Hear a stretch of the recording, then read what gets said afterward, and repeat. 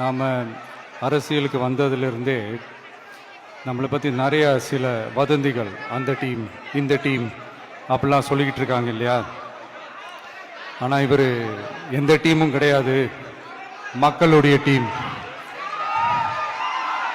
Peoples team அப்படின்னு எல்லாருக்கும் தெரிஞ்சதுக்கப்புறம் வேற என்ன அவதூறு பரப்பலாம் இவர் மேலே அப்படின்ட்டு ட்ரை பண்ணி எல்லாமே அவங்களுக்கு ஒர்க் அவுட் ஆகலை.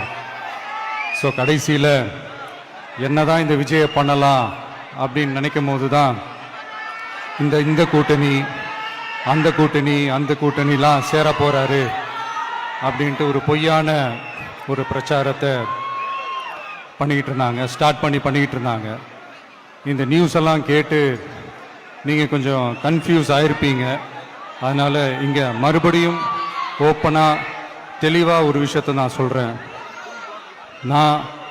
நாங்கள் எப்பவுமே மதச்சார்பற்ற கொள்கைன்றதில், அந்த ஸ்டாண்ட்லேயோ, மதச்சார்பற்ற சமூக நீதி என்ற அந்த நிலைப்பாட்டிலேயோ எப்பவுமே சமரசம் வச்சுக்கவே மாட்டோம்.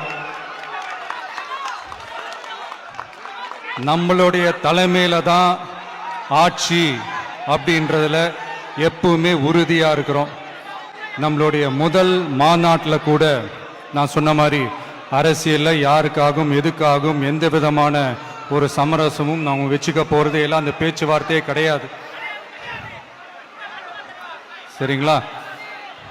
அதனால யார் என்ன அவதூறு பரப்புனாலும் தயவு செஞ்சு அதை நம்பாதீங்க.